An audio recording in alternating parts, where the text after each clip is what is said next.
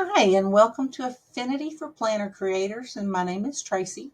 And today we're going to talk about lines and specifically how to make lines super easy for you. So, any planner that you create starts with three basic things.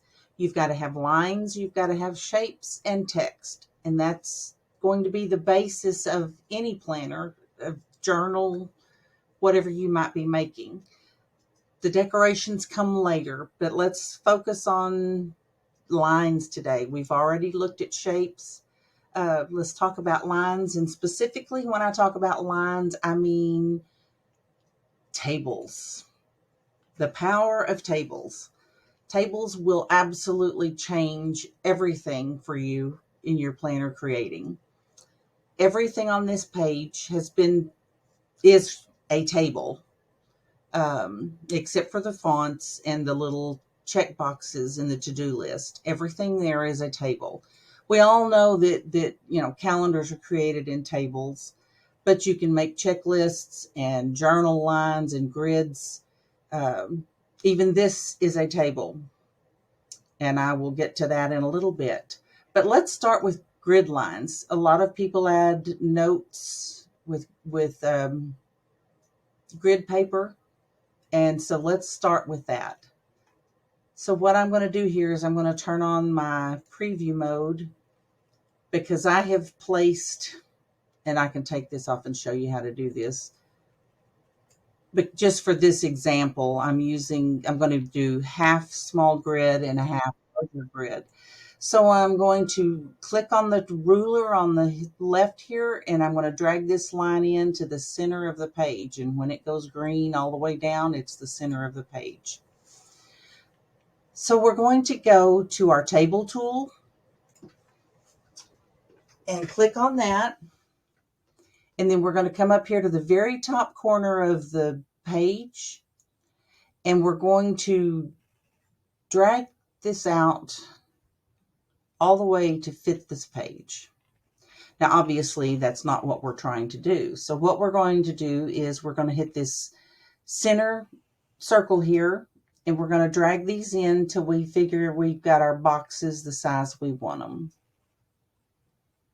And sometimes you may have to adjust here, the up and down or so forth, but this is a pretty good, let's go a little smaller. So now we actually need to come up a little bit to make them square, and now we have a blank spot at the bottom. It's two arrows here, and scroll down till it covers the page. Then click off of it, click the letter V, and that'll get you back to your move tool. Now single click on this. And then we're going to double click, and we're going to drag this out. We're going to hit this double arrow line where it's got the little arrow, and we're going to drag this across to our center line. If we do too far, it'll go over. So just before the center line. And there you have created a small table. If I turn the preview mode off for this, and I guess we don't need it now that we've got our center line, but there is your small table. Now we can do the same thing with larger. So we're going to come right back up here to the center, and we're going to drag down. Then we're going to hit this side button, and we're going to bring it into the side we want these boxes to be. Then we're going to come down here and drag up. Let's see, not that far. And then let's scoot this in to make them squares. So now you have the size you want. You drag across the top here and add those pages to the end of the page. Grab here at the left-hand bottom, drag down. And now you have two different size grid lines. You can make these smaller or larger. You can make them any size you want, but that's how you do that. We're going to just delete this one, and I'm going to show you. I'm going to cut this, and I'm going to show you one more time. Your table tool, We're going to go up here to the center light green line, and we're going to go all the way down. Now we're going to grab the side table, the side circle. We're going to bring it in till we've got the width of the boxes that we want. Now we're going to drag it up till we've got squares. Let's drag this one in a little more. And you just got to fiddle with it till you get the size that you want.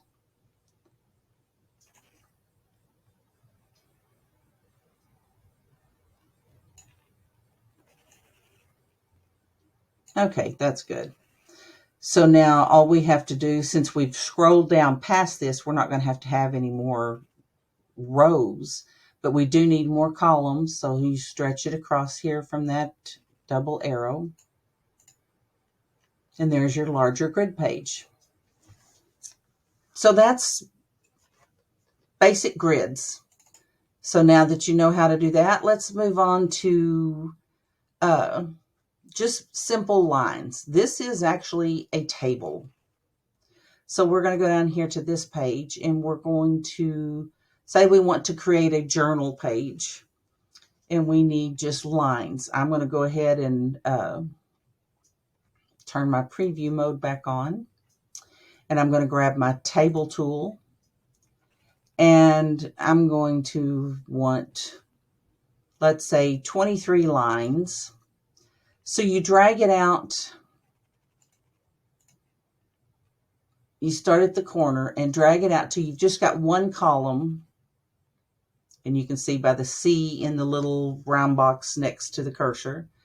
And we're going to do 23 lines. So now what we're going to do is we're going to stretch these out at the bottom. Grab this center circle here, and we're going to stretch these out. And then we're going to stretch on the right-hand circle, and we're going to stretch it all the way to the middle. And if you click off, you have lines. So we'll turn off the preview mode, so you just have a lined page.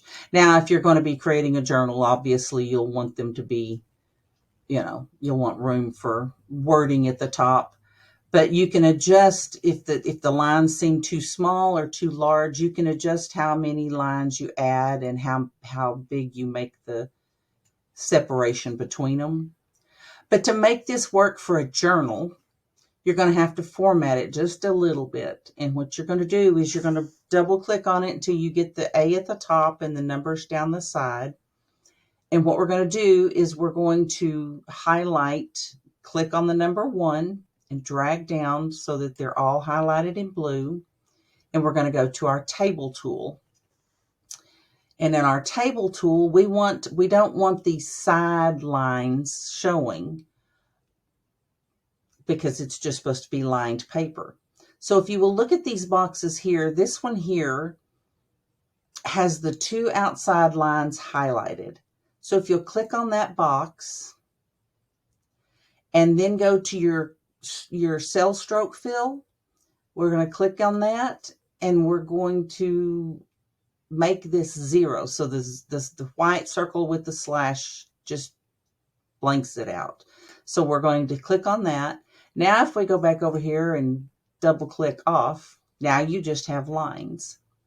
We can even move this in and show you. So now you just have lined paper. There is a pen tool, and let me move this over a little bit.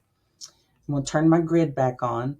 There is the pen tool that will help you make a line, but to me it's difficult to work with for making straight lines. It makes it so much harder, but you can click here and go all the way across and click here, and then click your move tool. And that's created you, oops, we need to give this some color. So we're going to give this a stroke color of black and a fill color of black. So now we have a black line. And then you can copy this, paste, and drag down till you get it where you want it. And then you can hit Control J and bring that one down where you want it. And then hit Control J at a whole bunch of times. And that will create the same effect. So using a table is just easier. You draw out the single column, drag it across to the side as far as you want it, and then just click on it and go to your double lines and tell it you do not want any of those lines. So to me, that's just easier than having to draw and click, but you can do it both ways. You have to be careful when you're using the pen tool, because if you click and then you drag over here and you click, you have to make sure that you go then immediately to your move tool. If you click again without going to the move tool, it's going to put another line in there. And then you're going to have to go and undo it. So always finish your line and click on your move tool, and that turns it into just one single line. So tables just makes it so much easier for that.